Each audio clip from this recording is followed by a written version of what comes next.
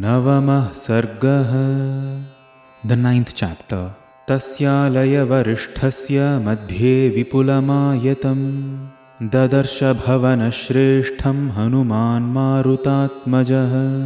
The son of the wind god, Hanuman, saw the largest, most spacious and excellent of all the mansions in the center of the palace grounds. अर्धयोजनविस्तीर्णमायतं योजनं हि तत् भवनं राक्षसेन्द्रस्य बहुप्रासादसङ्कुलम्. The mansion of the lord of Rakshasas comprised of many corridors, half a yojana long and half a yojana wide. मार्गमाणस्तु वैदेहीं सीतामायतलोचनां सर्वतः परिचक्राम हनुमानरिसूदनः. Hanuman, the subduer of enemies, went around this mansion in search of the large-eyed Vaidehi, Devi Sita.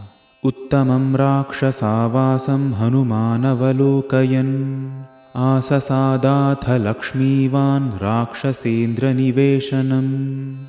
He looked at the best among the houses of Rakshasas, and then the auspicious Hanuman stepped foot into it. चतुर्विषाणैर्द्विरदैस्त्रिविषाणैस्तथैव च परिक्षिप्तमसम्बाधं रक्ष्यमाणमुदायुधैः. It was guarded heavily by armed Rakshasas and with elephants having 2, 3 and 4 tusks. राक्षसीभिश्च पत्नीभिरावणस्य निवेशनम् आहृताभिश्च विक्रम्य राजकन्याभिरावृतम्. Hanuman entered the palace of Ravana, inhabited by the Rakshasis, who were the wives of Ravana, and the princesses brought by him after winning wars. Tannakramakarākīrnam timingalajhashakulam vāyuvegasamadhūtam pannagairivasaagaram. To Hanuman, the palace looked like a turbulent ocean filled with crocodiles, sharks, whales, and a variety of snakes. या हि वैश्रवणे लक्ष्मीर्याचेन्द्रे हरिवाहने सा रावणगृहे सर्वा नित्यमेवानपायिनी. Whatever wealth was possessed by Vaishravana, Kubera and by Indra, this palace of Ravana had all of it.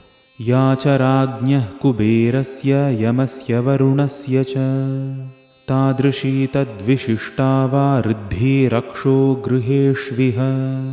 The wealth stored in Ravana's palace was comparable to that in the palaces of Kubera, Yama and Varuna, and was even more exquisite.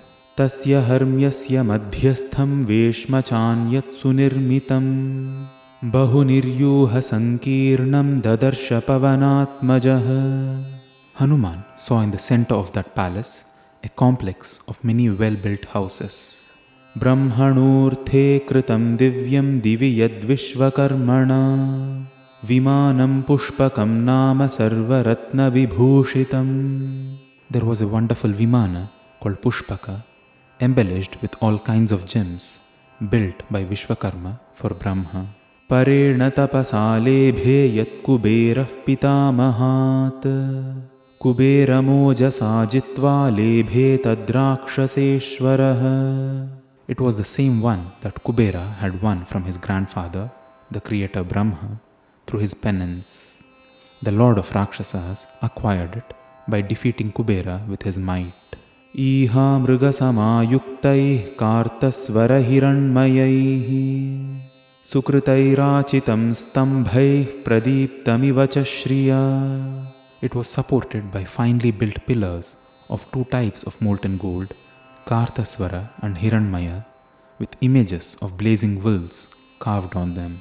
Meru mandara sankashairulikhatbhirivambaram Kutagarai shubhakarai sarvatas samalankritam. It was tall as if touching the sky and resembled mountains like Meru and Mandara.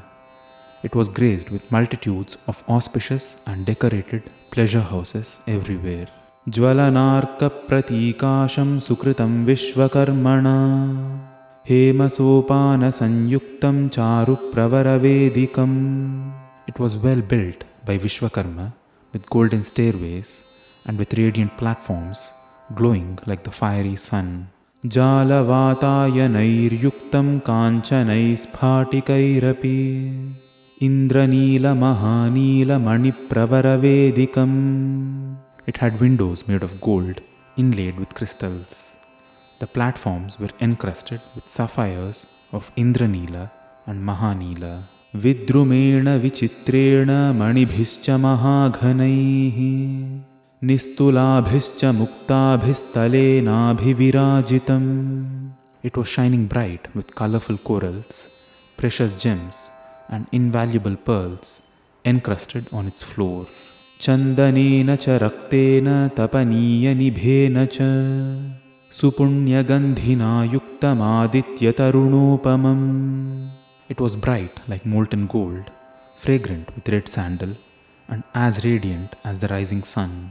Kutagarair varakarair vividhais samalankritam Vimanam pushpakam divyamaruroha mahakapihi.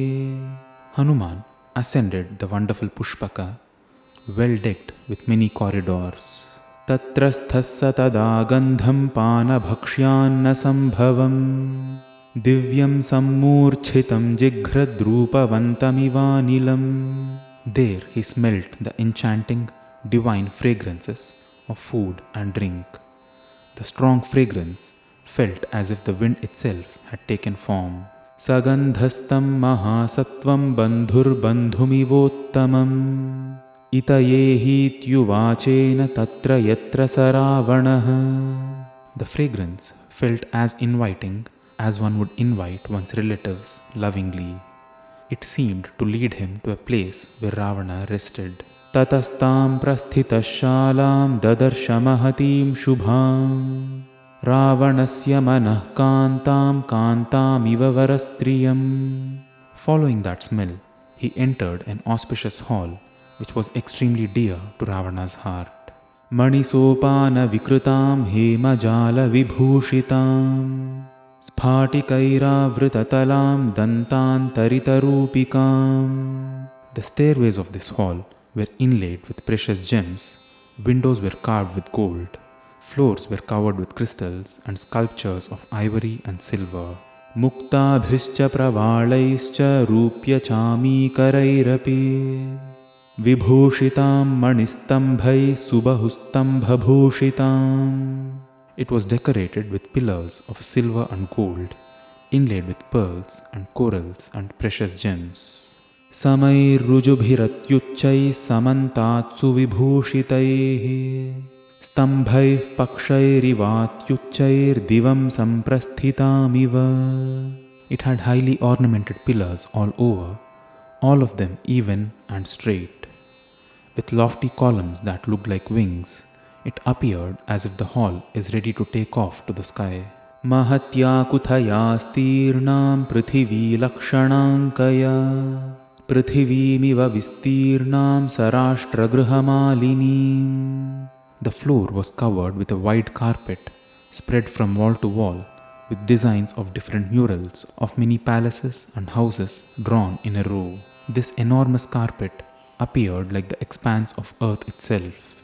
Naditam matta vihagair divya gandhadhivasitam parardhyastaranoopetam rakshodhipanishevitam. The mansion resounded with the noises of birds singing in heat.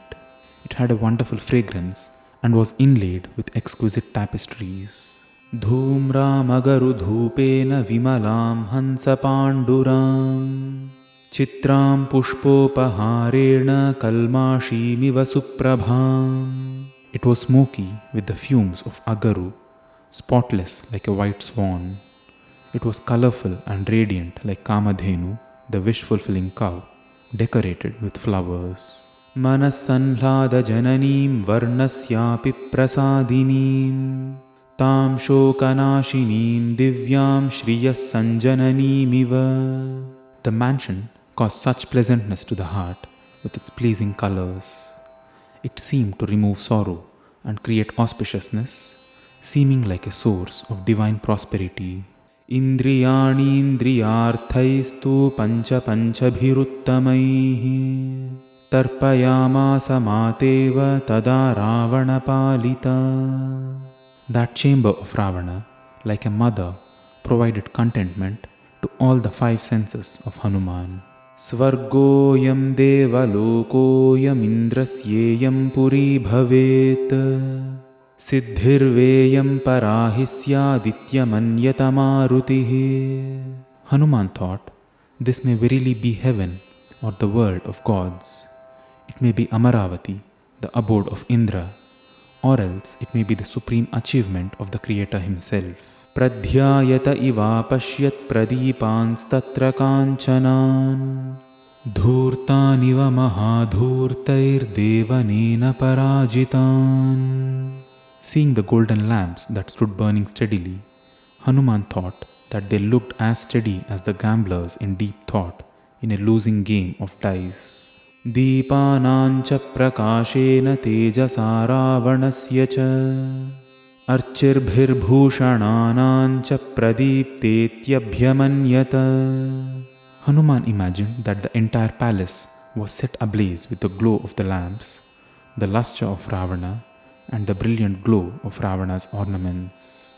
Tato pashyat kuthasinam nana varnambarasrajam sahasram varanarinam nana vesha vibhushitam. He found thousands of beautiful women seated on carpets, wearing different clothes and garlands, and dressed in various attires. Parivritter dharatre tu pana nidravashangatam Kriditvoparatam ratrau sushvapa balavattada. Drinking and sporting until midnight, they had all fallen asleep, tired. Tat prasuptam viruruche nishabdantarabhushanam nishabdahansa bhramaram yatha padmavanam mahat. Fast asleep, sounds of their ornaments silenced, the young women looked like a large bed of lotuses with swans and bees sitting calm without their usual noise. Tasam samvrita dantani militakshini marutihi apashyat padma gandhini vadanani suyoshitam. Hanuman looked at the faces of these young women with closed eyes and concealed teeth, fragrant like lotuses. Prabuddhani va padmani tasam bhutva kshapakshaye punas samvrita patrani ratra viva babhustada. The faces of these women looked like blooming lotuses at daybreak, their petals closed up again in the night. Imani mukha padmani niyatam matta shatpadaha ambujani va phullani prarthayanti punah punah. The intoxicated bees would long to enjoy these beautiful faces, which were like blooming lotuses, again and again. Iti chamanyata shrimanupapatya mahakapihi menehi gunatastani samani salilodbhavaihi.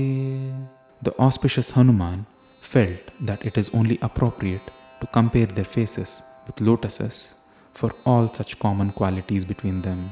Sa tasya shushubheshala tabhistribhirvirajita Sharadiva prasannadyau starabhirabhishobhita.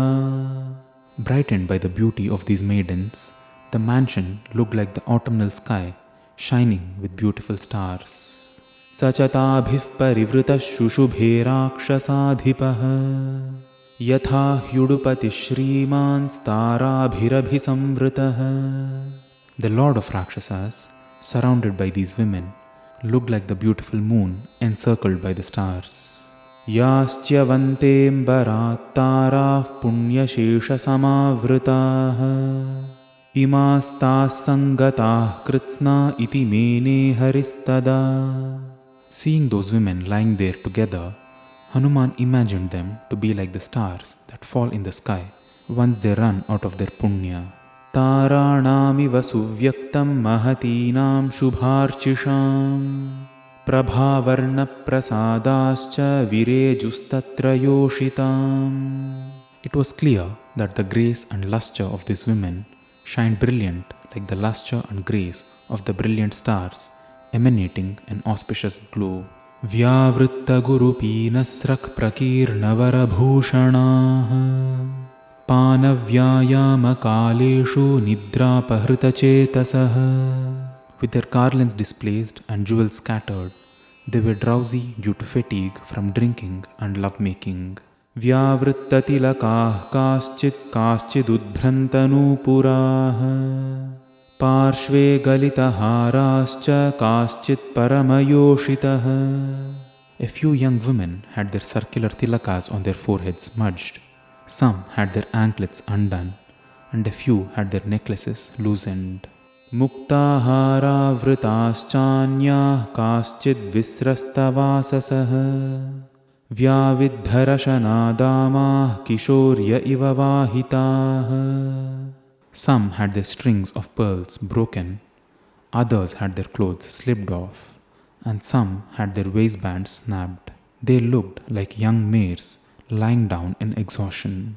सुकुण्डलधराश्चान्या विच्छिन्नमृदितस्रजः गजेन्द्रमृदिताः फुल्ला लता इव महावने.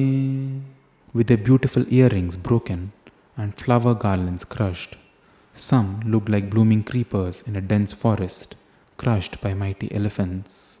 चन्द्रांशुकिरणाभाश्च हाराः कासाञ्चिदुत्कटाः हंसा इव बभुःसुप्तास्तनमध्येषु योषिताम्. The pearl necklaces, large and shining like rays of the moon in the space between their breasts, looked like sleeping swans. अपरासाञ्च वैडूर्याः कादम्बा इव पक्षिणः हेमसूत्राणि चान्यासां चक्रवाका इवाभवन्. The precious jewels worn by these women on their breasts looked like kadamba birds, while the golden chains worn by some others appeared like the chakravaka birds. हंसकारण्डवाकीर्णाश्चक्रवाकोपशोभिताः आपगा इव तारेजुर्जघनैः पुलिनैरिव. Their hips shined like river banks, flocking with the karanda and chakravaka birds. किङ्किणीजालसङ्कोषास्ताहैमविपुलाम्बुजाः भावग्राहा यशस्तीराः सुप्ता नद्य Eva बभुः. With the tiny bells around their waistbands, looking like flower buds, the bold golden ornaments shining like lotuses, their gestures of love like crocodiles, and their radiant beauty like silvery banks, the women looked like sleeping rivers. मृदुष्वङ्गेषु कासाञ्चित् कुचाग्रेषु च संस्थिताः बभूवुर्भूषणानीव शुभाभूषणराजयः. The beautiful imprints made by these hard ornaments on their tender limbs and on soft breasts of some of these women appeared like an ornamentation to the ornaments themselves. अंशुकान्ताश्च कासाञ्चिन्मुखमारुतकम्पिताः उपर्युपरि वक्त्राणां व्याधूयन्ते पुनः पुनः. The fine silks on top of the faces of some of the women were fluttering feebly with the breeze from their exhalations. ताः पताका इवोद्धूताः पत्नीनां रुचिरप्रभाः नानावर्णसुवर्णानां वक्त्रमूलेषु रेजिरे. The fringes of their garments near their faces glowed beautifully, shining like splendid fluttering flags because of their exhalations. ववल्गुश्चात्र कासाञ्चित् कुण्डलानि शुभार्चिषाम् मुखमारुतसंसर्गान् मन्दं मन्दं सुयोषिताम्. The earrings of some beautiful women were swinging softly, generating a gentle sound by the touch of their breath. शर्करासवगन्धैश्च प्रकृत्या सुरभिः सुखः तासां वदननिश्वासः सिषेवे रावणं तदा.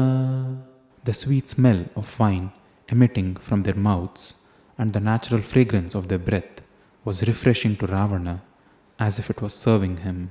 रावणाननशङ्काश्च काश्चिद्रावणयोषितः मुखानि स्म सपत्नीनामुपाजिघ्रन् पुनः पुनः.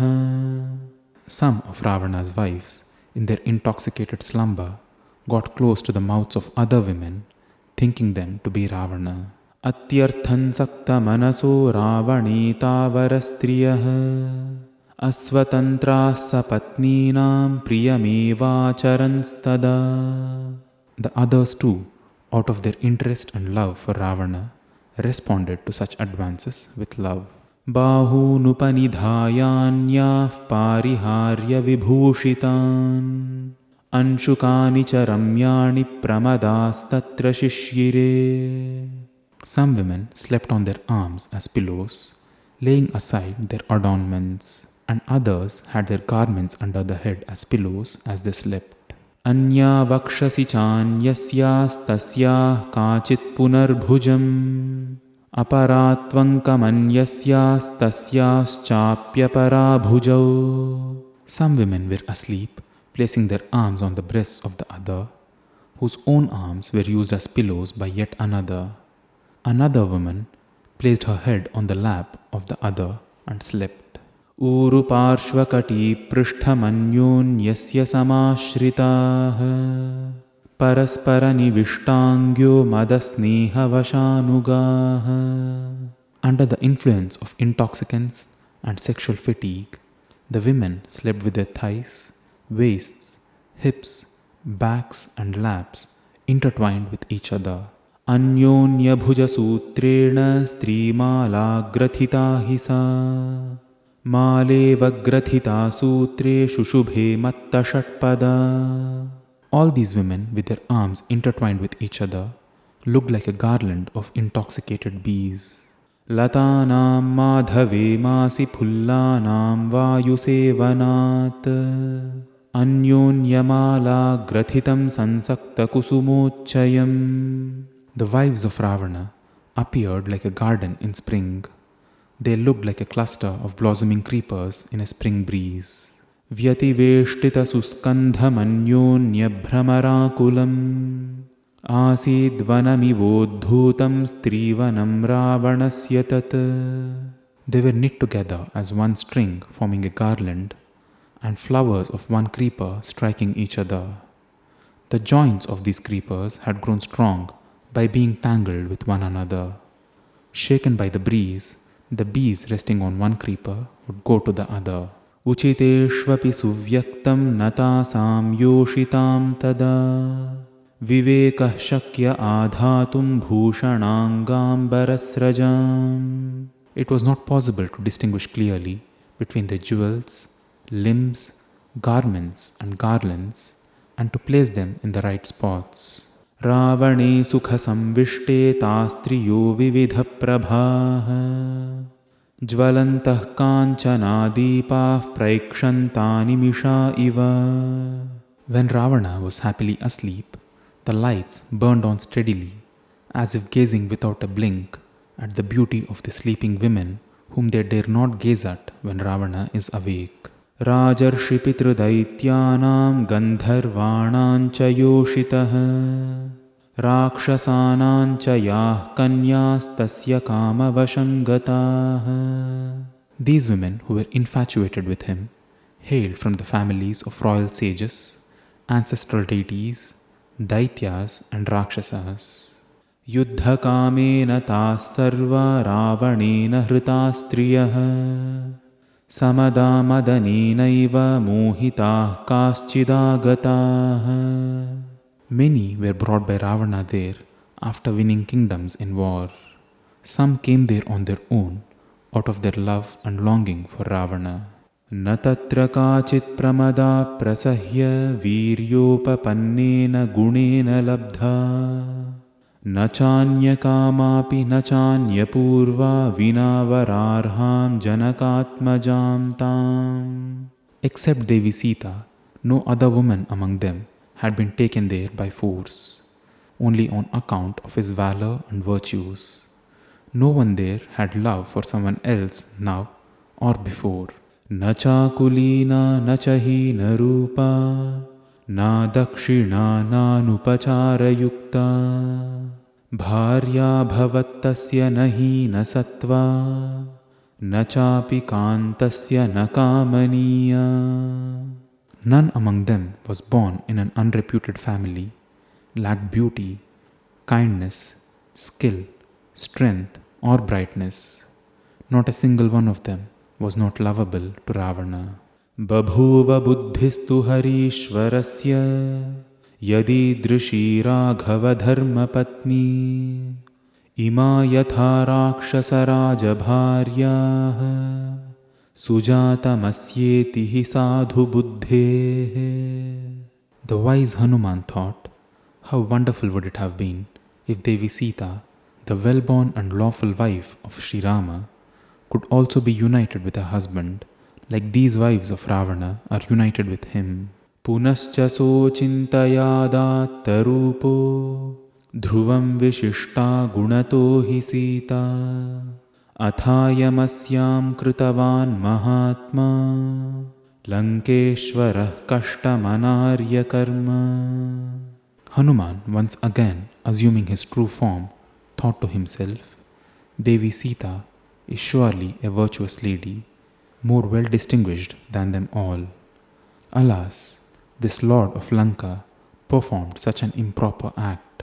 Ityarshe Srimad Ramayane Sundarakande Navamah Sargah. Thus, the 9th chapter in Sundarakanda of Valmiki Ramayanam is complete.